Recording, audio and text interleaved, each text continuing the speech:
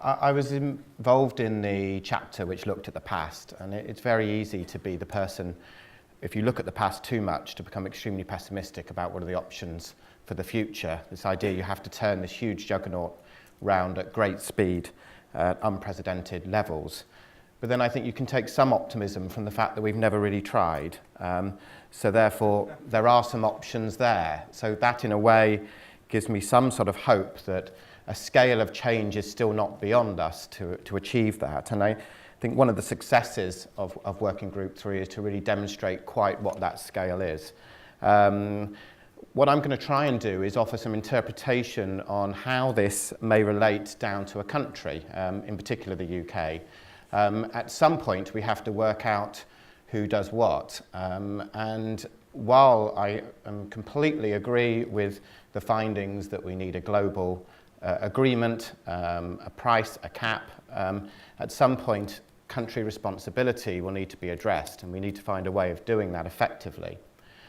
To start with, I just wanted to refer to what is driving these emissions, and Otmar clearly alluded to this, but just the issue that it is a growth in the economy that is responsible for the majority of the increase, not population, although that is clearly significant.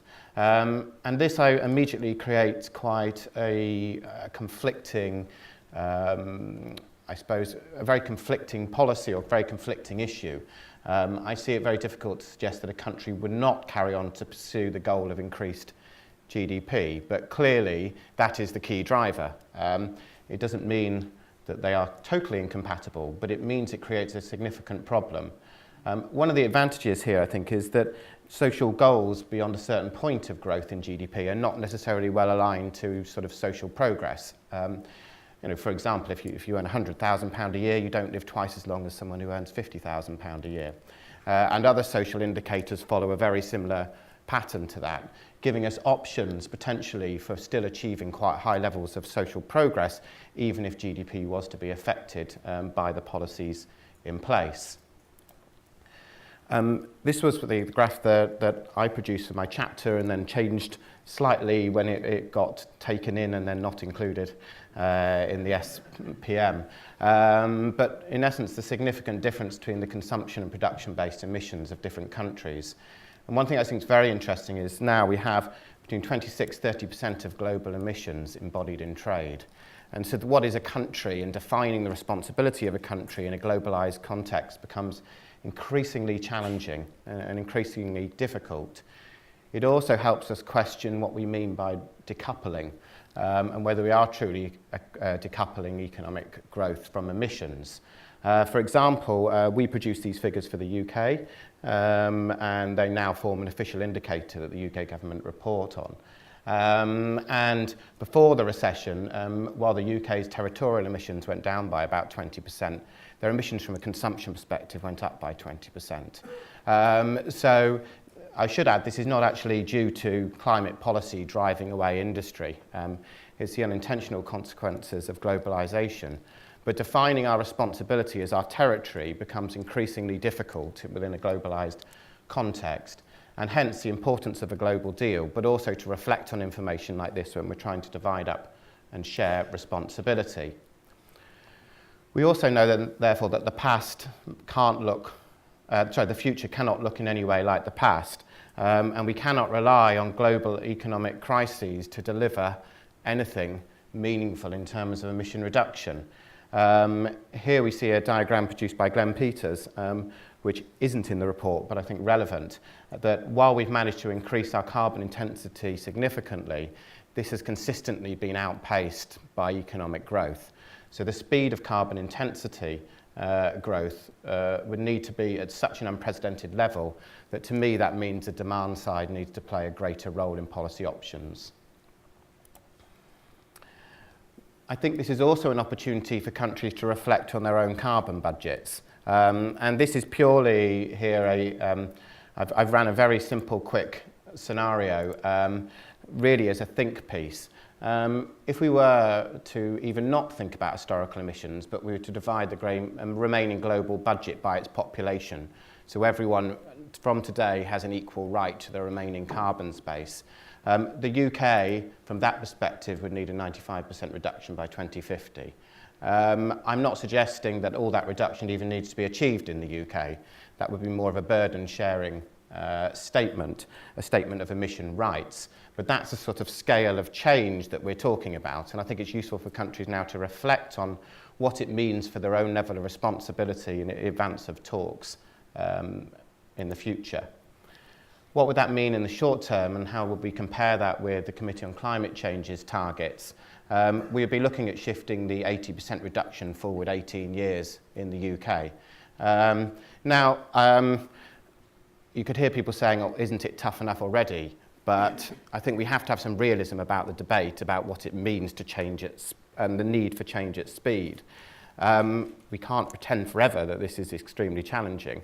Now, of course, deciding that that is the future we want is obviously a decision within itself, but this is merely trying to reflect the fact that a 2-degree future is something that was signed up for by the countries in the past.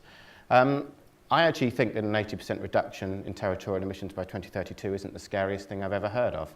I think we have considerable options that we haven't explored. And one thing that I thought was extremely powerful, before I make that point, one more point on the fact that I think there needs to be a slight change of emphasis in us thinking that climate change is a long-term problem. I took that scenario, the red line that I constructed, and looked historically over the last 20 years in the UK. The greatest efficiency improvement that we've made in carbon intensity in 1 year was 3.2%. If we're able to do that into the future, which is fairly challenging, we would have no end, we would not meet the budget by a significant margin, either blue space, which we have in place. If we are to meet our target up to 2027, we clearly increase our chances significantly. It is a short-term emergency problem in that respect, which needs a rapid response, as opposed to one that needs long-term, it needs long-term thinking, but also a short-term response. And my feeling is it's the demand side that offers the greatest opportunity for that short-term response. We need less technological breakthrough to achieve those goals. We are able to visualise and understand what that might mean and could be done at scale. And I think a 50% reduction in the actual energy demand of the UK by 2032 should be something on the agenda which we should be able to construct a concrete plan on how we would achieve such a goal. The SPN alluded to the scale of change that might need to come from the demand side. And for the 2-degree or the 430 to 530 ppm range, it is a significant change from where we are now by 2030. Globally, it ranges around a 20% reduction over that time period. But clearly in the UK, we would expect to achieve something significantly more than this as a global average, and something which I think is currently not really given enough detail, let's say, in current climate policy. This is a slightly cheeky one, but I did an analysis, which I haven't published yet, but I decided to show it anyway, where we looked at the complete carbon footprint of 5% income groups in the UK. Who is it? And not just to reflect on the fact that there's often huge variations across countries, there is enormous variation within countries on our carbon emissions. The ones with the 5% highest income clearly having a significantly higher carbon footprint per household than others. And in that respect, I think this also alludes to why we might find this such a challenging aspect, that there would be not one politician who isn't in the 20 group. Most of us in the room will be in 18, 19 or 20 in terms of that income group. And so who wins and loses, I think, is something which we have to play in and have to give considerable thought in constructing the policy that we have. Finally, to draw some conclusions, I still feel that we haven't totally pinned down this very difficult relationship between growth and emissions. There are still issues associated with rebound effects and how significant those might be, which I still find disturbing and worrying in terms of our ability to move at speed. And I'm sure we could have a discussion about that. The distribution of responsibility remains the crucial question, and I agree it's not an IPCC question, but it immediately follows on how on earth are we going to break this down into a meaningful way. And finally, increased reduction by 2030, I think, changes the policy landscape. It stops us thinking of climate change as a long-term problem and makes us think of a more immediate response, and that changes the mix of policies which we consider. And I will leave it on that note. Thank you.